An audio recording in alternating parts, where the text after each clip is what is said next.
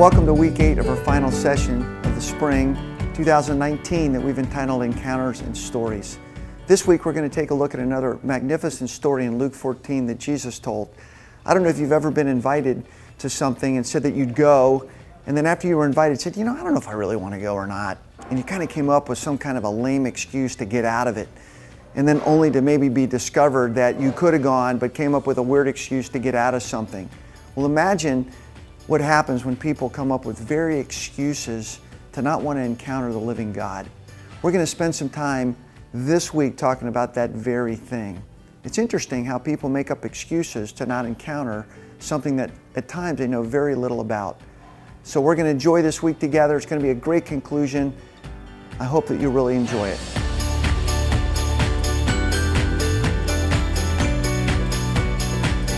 Hey, so I want to ask you guys as we open, if you've got a Bible or your phone, Luke 14. Luke 14. Hey, Matt. Good to see you, buddy. Hey, can you guys remember any excuses you've come up with to get out of an invitation? Huh? Here's a caveat. You actually accepted the invitation and then decided after you did that you wanted out. Does that ring a bell for anybody? Yeah? And then you had to come and find a way to get out of an invitation that you already said yes to. Because the reason I ask this tonight, this is really about our passage. We're going to spend some time talking about a grand invitation to a great banquet. And after the invitees said yes, they decided no. But I want to just tell you, some invites are worth paying attention to. And this is one of them, because we're in this story. And so this is what has been called by Bible translators and guys that, put in the breaks in Scripture and different things. You guys know that the Bible, Jesus didn't say, okay, right now, write at the caption, Jesus at a Pharisee's house, and then put that in. Okay, stop there, and now write the parable of the great banquet. Okay, stop there, and now write the cost of being a disciple. That's stuff that we've kind of put in. It's not wrong or bad. I just want you to know the Scriptures flow more than this, okay? So even in your reading, if you can almost see those things but read past them, you might get a little bit more of a flow. But let me give you a little bit of context before we read the passage, and then we're going to spend some time around our tables, and then we'll unpack this after that. It was not uncommon for a traveling rabbi to be invited by local religious leaders wherever they went for a meal. And at that time, along with some of their guests in that village or town where they were, and they would often have them sit and have a meal to investigate both their theological as well as some of their political views on life. Very common to say, hey, can we just come on in and bring some people? And then they just kind of pop them with questions and try to get their perspective on things. In this instance, as we'll see, the person holding the occasion asked Jesus, though, his views on the kingdom of God and this vision about the Messiah who will bring that kingdom to bear one day. Wants to know about this final fulfillment and the end of history that included a great banquet one day with the Messiah, known as, some theologians call this messianic banquet. That one day the Messiah was going to come, the anointed one is going to make all things right, and there's going to be a banquet with those who knew him. But Jesus' view, this is what's really important, we're going to see, as to who might be invited or who might even qualify for an invitation to the banquet, differed greatly from those that he is with. They have an idea of who might be invited, but there's difference. So he tells a story, and one thing, as the theologian Kenneth Bailey said, is this, through Jesus' teaching, there are going to be some surprises. I wonder, I don't think we will say this, but I wonder if the Lord would allow it, if we ever got to the kingdom one day with Jesus after we're gone here, and we look around and we go like, dude, what are you doing here? Like, how'd you get here? And they're thinking, I was thinking the same thing about you. Like, there just may be some surprises. This is why I'm always suspect of people who seem to know where people are going instantly after they die. I always wonder, like, how do you know that? Do you really know the heart of every man or woman? How do you know? Well, I know how they lived. I didn't ask you how they lived. Do you think maybe at the last second the Savior is able to save in the last second? Do you think God can do that? Of course. But it's interesting, people. I've seen people sit as the judge and jury on other people's journeys. I'm just saying, why don't we leave that up to somebody who's actually really qualified to do that and knows how to do it the right way. And so we're going to have a chance tonight to talk about some of these things. So let's take a look. Now look at verse 1 of chapter 14, just to give you guys a little more context. It says, one Sabbath when Jesus went to eat, this is Luke 14, in the house of a prominent Pharisee, he was being carefully watched. See, this goes on. It says, there was in front of him a man suffering from dropsy. Jesus asked the Pharisees and experts in the law, is it lawful to heal on the Sabbath or not? Now here's the point. These guys were so locked into the law that they missed the fact that it's always right on any day to do the right thing, to do something that's good. So they get into this dialogue. We don't have time to go into all of that. Verse 7, it says, when he noticed, this is a Pharisee, how the guests picked the places of honor at the table, then Jesus told them this parable. And he goes on and talks about that. Then it says in verse 15, when one of those at the table with him heard this, he said to Jesus, blessed is the man who will eat at the feast in the kingdom of God. Jesus replied, a certain man was preparing a great banquet and invited many guests. At the time of the banquet, he sent his servant to tell those who had been invited, come, for everything is now ready. But they all alike began to make excuses. How about that, huh?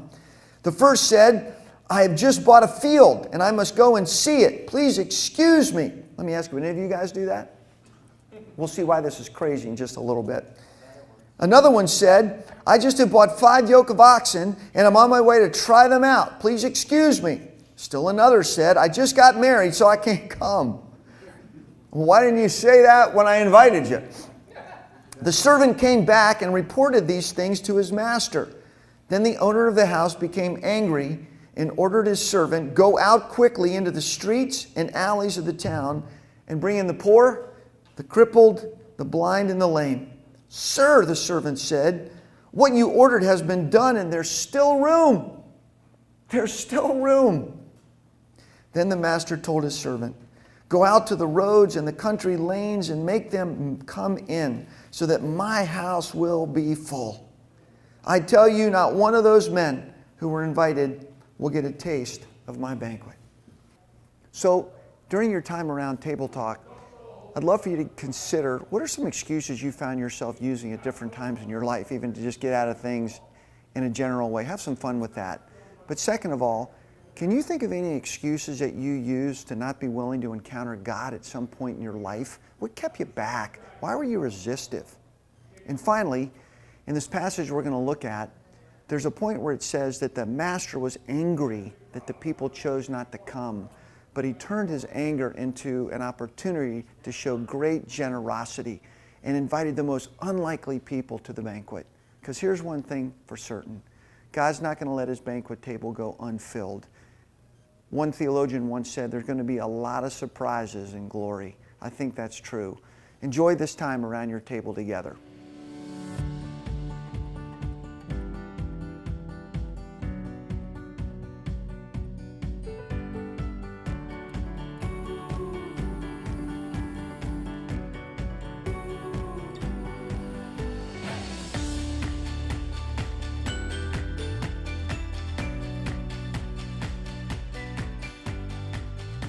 Let's do this. We're going to have some fun with this passage, and I want to just make an initial comment, and then we'll get some response.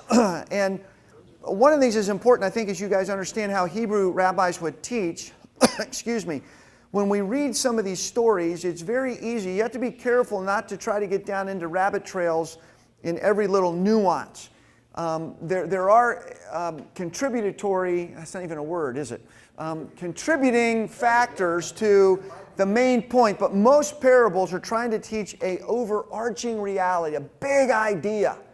There's some subpoints that support it, but often you can get in trouble when you're making every little subpoint a major point, and sometimes there would be overemphasis to elaborate a point too.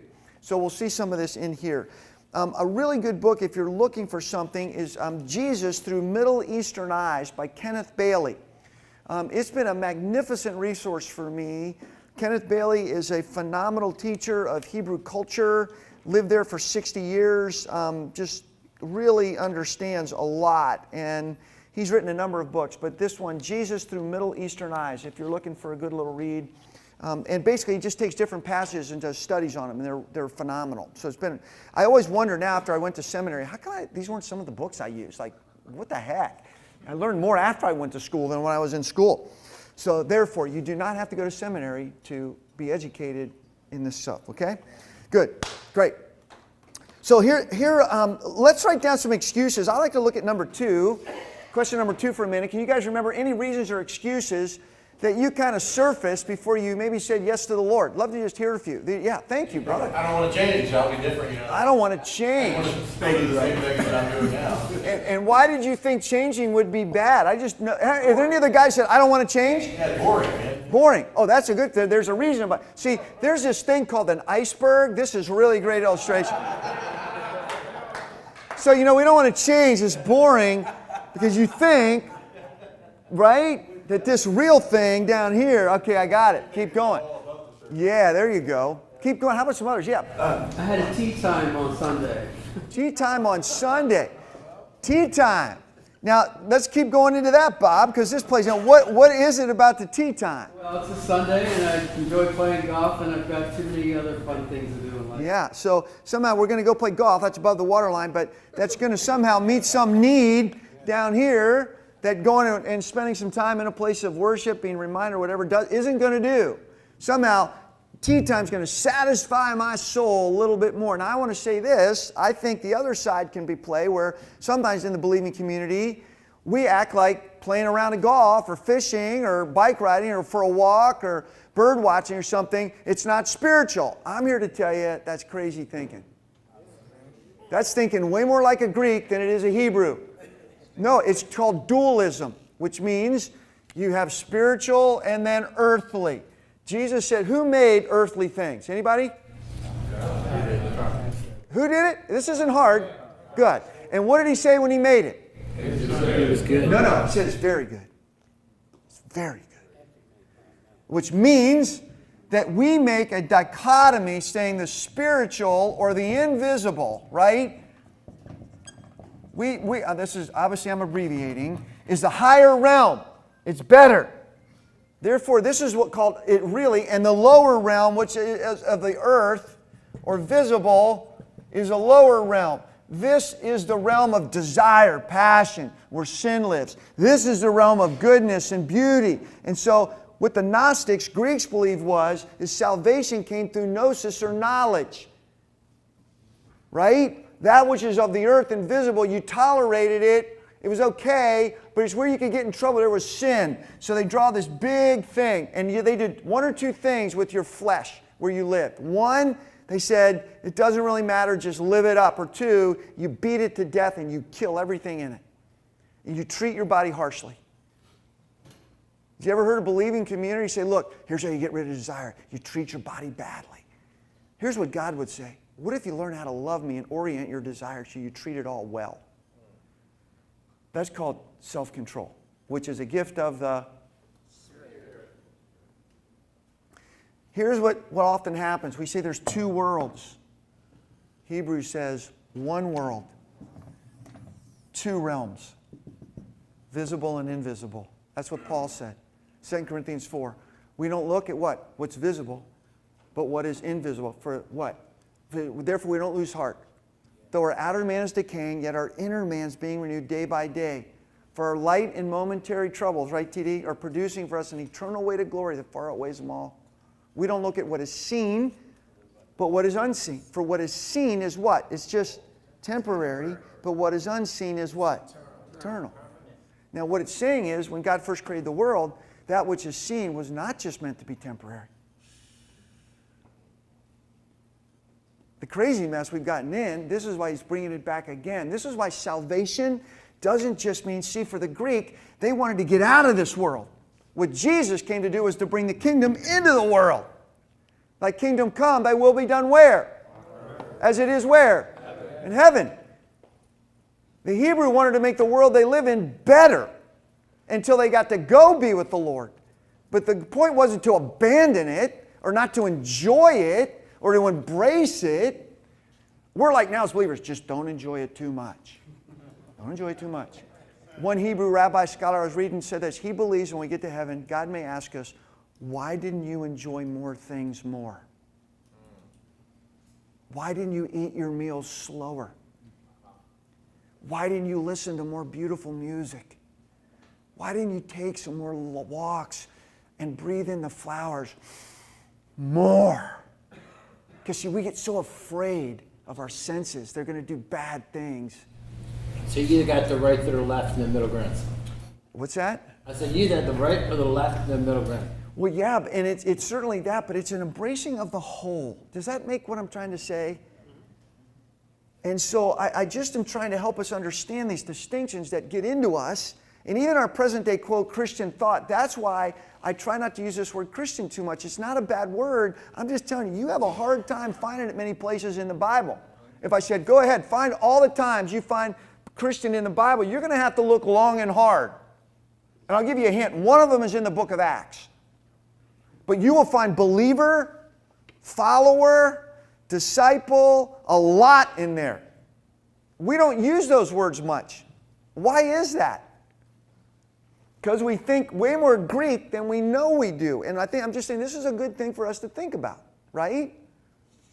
So this is why I think it's really for us important to, we don't ignore the Spirit, but we don't make something enemies that's not an enemy. It's a reality that is. Yeah. But also, Pat, we want to thank the Lord for all these things that we're blessed with. Amen. Isn't that great? Most people are not even in that realm. This sounds really crazy, and you'll laugh at this, but if you didn't have this, you wouldn't laugh.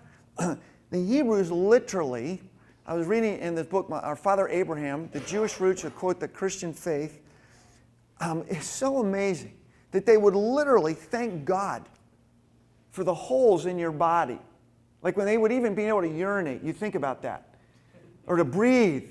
Like we think it's funny, I mean, like you think about, they saw the majesty of God in all of that. His creative intent, the ability to take in food in one area and get rid of it in another. To hear. I mean, like literally, they think, to breathe. You just think about these openings in our body. What an amazing thing it is for life, for food, for things to get processed, to get out of us. They saw God in all of it. And they would literally praise Him as they experienced it. But we're like, that's the dirty part, that's this part. Like, what? This is a reorienting of our thinking, and it's huge. So anyway, this is interesting that we think about this. This is what I'm saying. So that we say, well, this is where secular and sacred gets all messed up. That secular just means without orientation to God. But we make it an area of life. Like dancing is secular. Like, is all dancing secular, you guys, really? No. I've seen dancing that can make me worship, and I've seen dancing that's like, hide the kids, let's get out of the room, like whatever. But it's its direction. You see what I mean? We think, well, only Christian music is music that's singing about Jesus. Could you guys listen to Beethoven and think about Jesus? It has no words, but it does. Where does the creativity come from? Where does the melody come from? Where's the sound? Like, Gary, you live in this world. You guys, like, this is powerful stuff. We make these distinctions that are crazy. So you're telling me there are no artists that sing about the very realities of life, the pain, the heartache, the searching, and that's not Christian music because they're not under a Christian label? Why do we do these things? This is why unbelievers look at us and go, you people have lost your flipping minds. I don't want to be like you. I don't want to be like you. If that's what it is. We make it way harder, right? So I think we just need to be more aware of our conversations. Pushback, does this make sense to you guys, or am I like shooting blanks here? Okay, good. This is important. We want to get into this passage, but this is important. Anybody, any other excuses? Yeah, Josh? There's a book I'm reading right now, Who Stole My Cheese by Dr.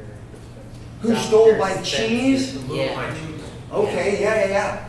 And it's basically all about change. Say that real about change? Yeah. that if you don't embrace it, you'll get stuck. Oh, if you don't embrace change, you get stuck. Yeah, and I think this can go back to, we don't want to change, but if we don't embrace it, we do get stuck. And it's interesting, the very life you're trying to protect now, you get to a point one day and go like, is this it? Is this as good as it gets? Like this is not, I don't mean this to be funny or condemning, but so we're golfing on Saturday. We were golfing and we were at this place, and it was like all these old high school dudes, I don't know where they were. They were all together. They were almost tanked before they ever teed off. I'm sure they could even, I don't even know how they found the first tee box. There's like 12 of them, and they all dressed in these crazy shorts, and they were, I mean, I went in at 8 in the morning, and they're all at the bar already drinking, and part of me was like, you know, there's something really cool about that. No, really, in this way. They're buddies. There's a longing to be together. But then I thought, what if we took the alcohol away? Could they be together? What would the day be like if they took it away, or just maybe had 1 or 2 drinks? But I mean, I know there's golf balls flying all over that course. I'm glad they were behind us. And in a good way, but it made me think about a little bit, like and so you get to the point, and I was like, you know, in some ways, it's like they literally were grown men in high school again.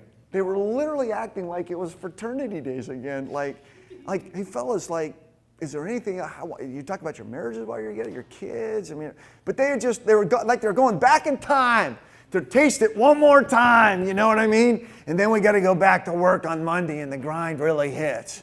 It's like, man, there's so much more, but this is how we live, right? Because we're pursuing something, and it's funny, I think part of what they were pursuing, and I don't know their journey, so I'm making a total judgment here, and I own that. But indirectly, see, again, as believers, we go, what are those guys doing, drinking and drugging? Why don't they just grow up and get their shit together? Wow. Do you ever think that maybe they're seeking God by what they're doing? They don't even know it. They're seeking significance, belonging, security. They're seeking some degree of meaning. But if you could just get there, the conversations, man, it's just big time, right? So anyway, this is good. How about one more? Any other excuses? Yeah, Bobby? You're worried about what other people will think. Other people will think. Yeah. You think others would thought you've lost your mind? If you got serious about God, would that keep you back a little bit? How about if I become saved, I'll lose all my friends? Well, that's what he's saying, I think, too. You know, like people think you become one of those kind of people or whatever. Yeah. Frank? No urgency. No urgency. Yeah, no urgency. You know, some of you guys may remember, we did another story of Jesus. This was on greed and presumption. The guy was trying to, remember Luke 11, trying to gather his arms. I'm going to do it my barns and my flocks and my stuff. And he goes, what? You fool. This very night. What you ought to say is, if the Lord wills. No urgency. So there is a sense of urgency. And we'll see this a little bit in this passage. Yeah. Dave? I'm beyond redemption. Wow. This is in here. Beyond repair, right, Dave? It's just like, man, I am so far gone. Whatever God puts his arms around, I'm not in that circle. There's no way I could fit in that circle. That's for a certain kind of people, whatever they are, but I'm beyond that measure, right? We're going to see, boy, this speaks to this. Sam? You want to work until you deserve the invitation? Say that again, what? You tend to want to work until you deserve the invitation? I'm not good enough. Yeah, you know, but when I get to that level, then maybe I'll be invitable. Wow. That's really powerful. He says you want to work until at least you feel like you would deserve an invitation. Until I at least got to a level that I feel like I was worthy to be invited. Is that what you're saying? Yeah. Isn't that interesting? This really speaks to that. That great insight. I don't need that crutch. I don't need that crutch. It's a crutch. I don't need that crutch. Yeah. It kind of goes back to the urgency. Like, wow. This is so good. So think about the people we walk around every day. If they're not connected or don't feel like they want to be, it's not because they haven't been created to be, as we're going to see, but they've got something going on that just makes them feel like, I don't need that. It's not a priority right now. There isn't an urgency right now. I guarantee you, we walk by people all the time that are feeling all of these and more. We just don't have time to list more. I think one of the things we saw in that, we talked about was that the people that were originally invited, they had good stuff. Yes. You know, they weren't the lame and the crippled and all that. So obviously God had already blessed them, and they were at the point where like, we don't need it, really. We're on our own now. We're doing good. How many people do you see that they miscue their need, right? What I mean, like they've got this, if you will, the physical dimension of their life kind of intact. And so there's this illusion of control that I'm doing pretty well. Wow, that's good. Oh, good. Or how about if they don't like the people who are at the party, like we were talking about 2 weeks ago? Yeah. Maybe you don't like the other people at the party. The people that you think, if I get serious about this, I'm going to have to start hanging out with those kind of people. I don't want to be those kind of people. You know, these people are way more fun. I really believe this. I feel like followers of Christ ought to be some of the most enjoyable, life-filled, I would even say smiling, hopeful people on the planet. Would you disagree with that? Or agree with that? I mean, if what we believe is true. I mean, that's just powerful stuff. Frank? Enthusiasm comes from the word entheos, which means God in you. Yes. A lot of Christians walk around like they just swallowed a curtain rod. Yeah. Yeah. Yeah. Yeah, Frank said, you know, it does. Enthusiasm in theos means in God. Enthusiasm is somebody that's rightly planted in God as opposed to somebody that's swallowed a curtain rod. You know what I mean? And I agree. And I'm just saying to you, you know, like, I don't know what it was like, but I really do believe this. If we could have walked around with Jesus and the disciples, I'm certain that they spent a ton of time laughing. I totally believe that. If the joy of the Lord, and if the Lord is full of joy and He saw kids in laughter and He created all that He made, I think we just think that Jesus is on serious mode all the time. Like, I'll give you a quick illustration. When Jesus feeds the 5,000, just the men, with 5 loaves and 2 fish, through His 12 disciples, this is fairly early on in His ministry, do you think those guys never talked about that again with each other outside of being in Jesus' presence? I'm not trying to be funny. I mean, do you ever think that they did? Yes, you know they did. Do you ever think they passed gas around each other? No, I'm not trying to be funny. I'm just telling you. I think that we think, do you ever think that they laughed, stubbed their toes, saw each other do something stupid, you know, laughed about each other, give and take, that Jesus maybe, you know, I just believe that it's the Spirit of God. You know why? Because I think children do it. We see it all the time, don't we? Why is it that children often, on average, ask somewhere between 400 and 600 questions a day? Most adults ask about 6.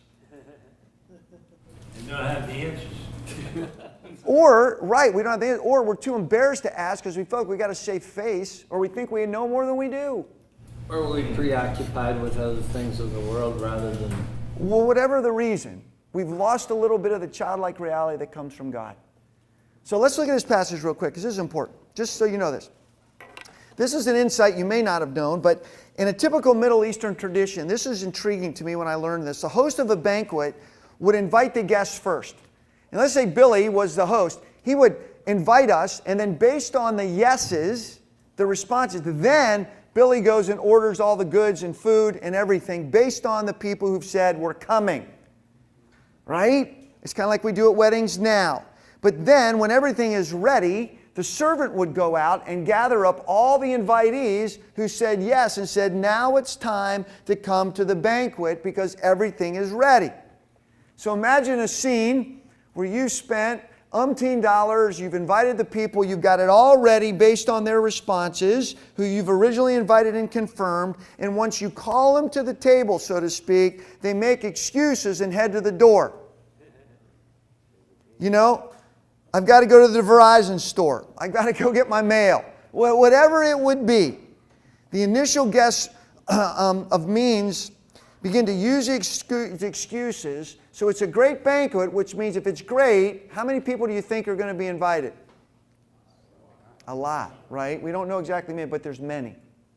There's a lot of room at the table. In fact, we see this. Original list goes south. He goes out and gets some. Go get more. There's still plenty of room. So we have this first excuse. I'm going to go buy a field. I'm going to go buy a field.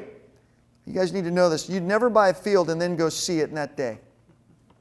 The culture of a farmer, if you were going to buy a field in that day, it took a long time to figure out land. Was it good enough to buy? You'd want to know a little bit of its production history. You'd want to know a little bit of its, what was good to grow there, not good to grow there. There's no way you're buying something in that day, in that culture, and I'd probably even say now, if farming was your industry, you're going to buy a big old hunk of land that your livelihood is coming from with no sense of what it is. Excuse number 2, what is it, men? Oxen. We're going to go buy some oxen. 5 yoke of oxen. Do you know what a yoke of oxen is? You know what a yoke is? A yoke is something that tethers 2 of them together. You know, you're not going to buy a yoke of oxen unless you test them. And here's why. They were worthless unless the 2 animals pulled together and tired at the same time. You couldn't have one break down before the other because you're going to get nothing done.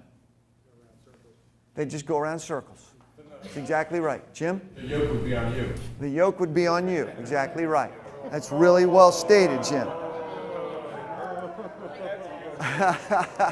So no farmer was going to tell that yoke, was going to bid on a pair of oxen without testing them previously. You just wouldn't do it.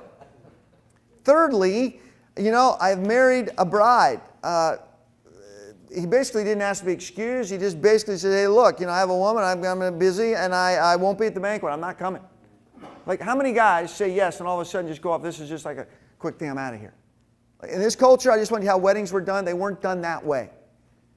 It wasn't happening that quickly. There was a way to do it, and it was a long process by and large. So the calling servant and the master both know what? This is really, I didn't know this, that basically those who were initially invited, the intent was really to humiliate the master. The intent was more to humiliate the master and prevent the banquet from even happening. Verse 21, what's the master say? What's it say in verse 21? The servant came back and reported this to his master, these 3 excuses. Then the owner of the house became angry. And now let's just stop there. When you hear that, what do you anticipate might come next without knowing it? Unfortunately, you already know, but just if he became angry, what would you think the scriptures might say? Revenge. Revenge? Keep going more on that. What do you mean? Yell. Become punish? Yeah. I'm going to get all you people who didn't show up. Yeah, I'm going to do something. We're going to even the tables. I'm going to get some money from you. I've wasted money on you. I've done all kinds of things. Here's the deal. Do you ever think he invited them because the original people, he actually knew them and cared about them. You don't get an invitation to a banquet like this without somebody's going to spend some money. Think of a wedding you're going to put on for a daughter. Like, you're not inviting just anybody. You're dropping some cash on this thing. You're going to invite people that have some connection, right, that you actually love. And so it's interesting. But what he didn't do, you'd assume he'd be angry. Maybe he'd want to humiliate, punish, get back at. But guess what? This was an injustice done to this master. And you know what it ended up producing in him, which is so interesting? This anger produced an energy, and it refocused it into a display of generosity and grace. His anger wasn't just taken out to them. It's like, I'm driven by more. Now I'm going to turn that into a display of generosity and grace. And instead of retaliation, he just expands the invite list. See, this is the main thrust of this passage.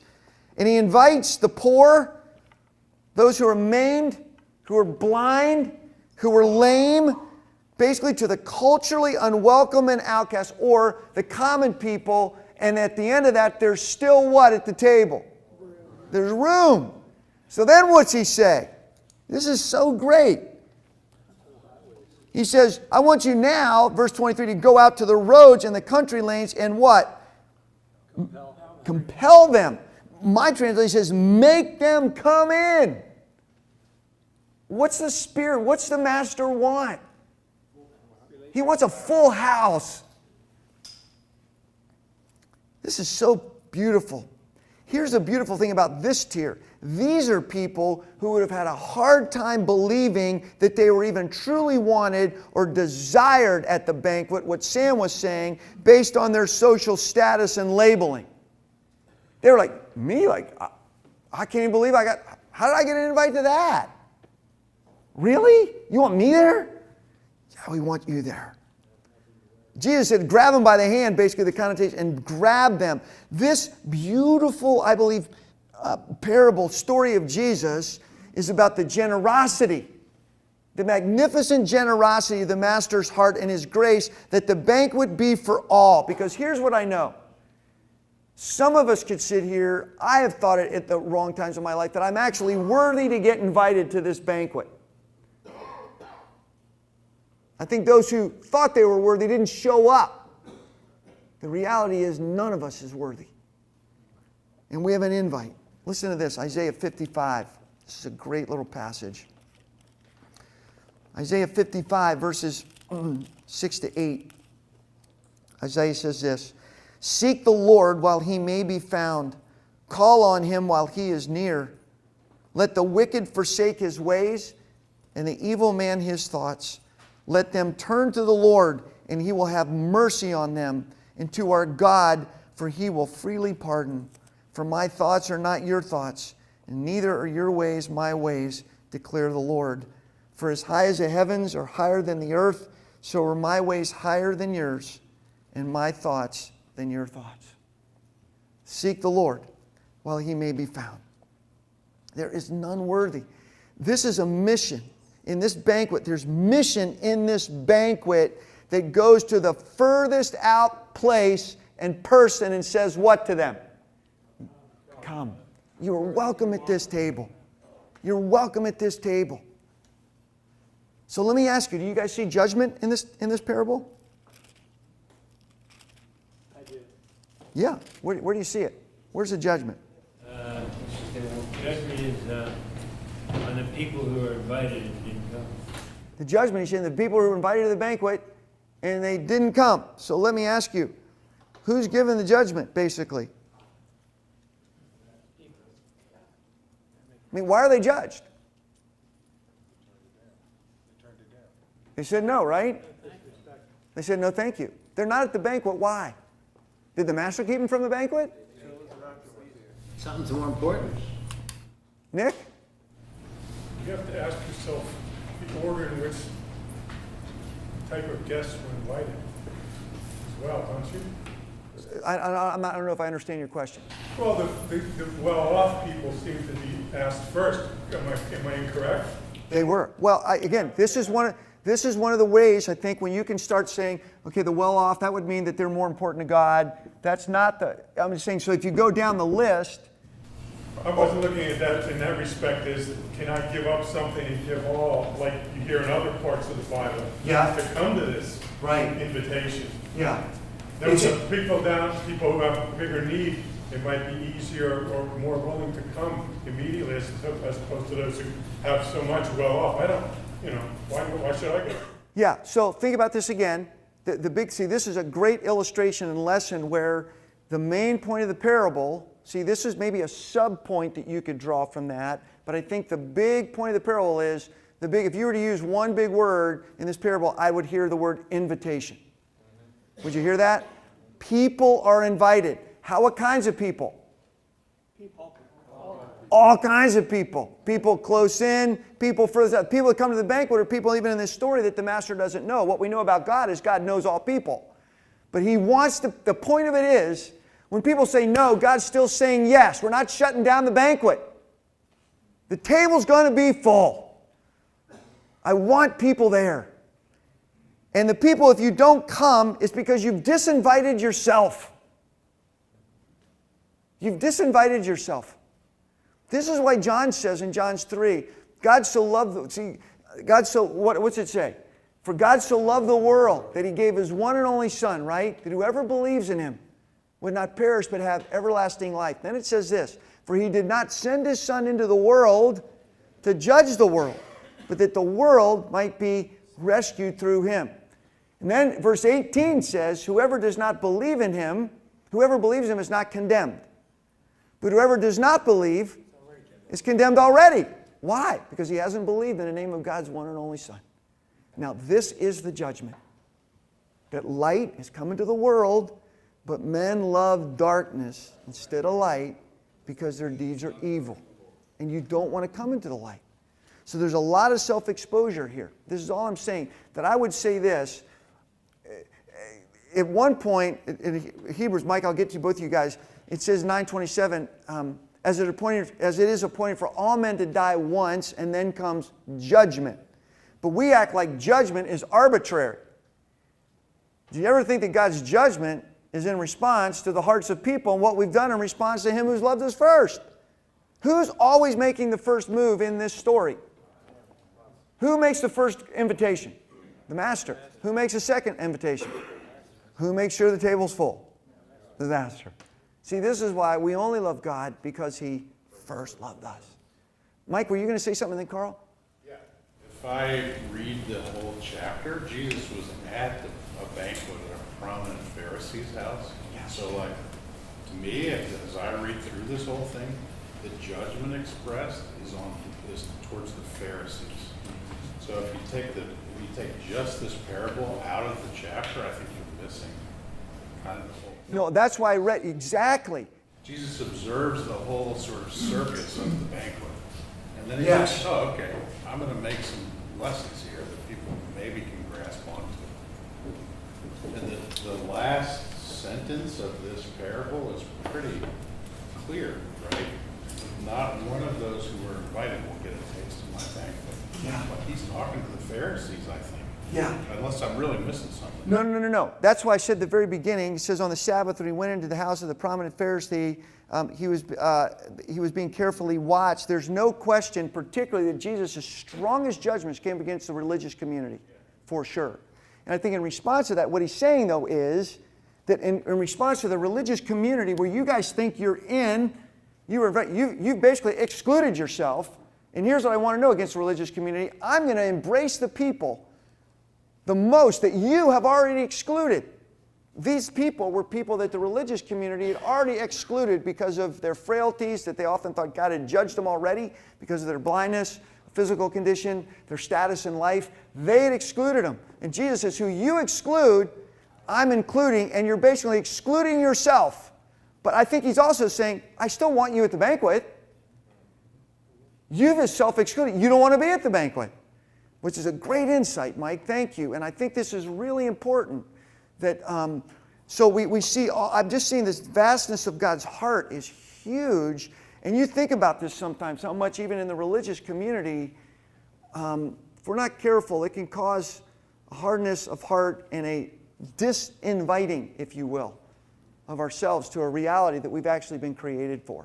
Yeah, those guys who didn't get to who he was talking about, Yes. they were God's original chosen people. It's amazing. They were the original people invited. Yeah. And so his commentary is, hey, like, don't let that go to your head. This is my heart. This is not about you having a high position in society or whatever. Exactly. Do you see all these implications of this today? Can you draw any today? I mean, like, this is like, we ought to look at each other and go like, thank God we know the Lord. I mean, like, man, you hear that old saying, the foot of the cross, is level ground. Like, it's kind of true. Like, it's really, I think the most broken, it shouldn't be an embarrassment to come into this thing. But I do think what Jesus is saying, even those who were furthest out, who would have been overwhelmed that they got an invite. Yeah. But these guys would have never never had them have one. I just wonder sometimes, I know that I've probably done this. I would want to be a part of a community when people get around it and get around the atmosphere and smell the perfume in the room, they just can feel like, man, anybody's welcome here. Like I'm not out of bounds, because people listen to how we talk and what we think and the judgments that come out of our mouths sometimes. It's not saying every kind of behavior is right. There's a difference between every kind of behavior is right and the value of a human being. And I think there's people who've been disvalued because of their behavior as a human being. If that makes sense. Carl, you were going to say something too. Thank you. About what you said about judgmental, the master being judgmental. Yeah. And then what he was saying, I look at the people that said I'm not coming as maybe being judgmental. they were saying, you know, whether, he doesn't really put out a good party, or I don't think much of him. And they took a negative look at it and say, you know, I don't want to be associated with him. And maybe that's why they didn't show up. Could have been. Again, we just know that this story, think again, context is important.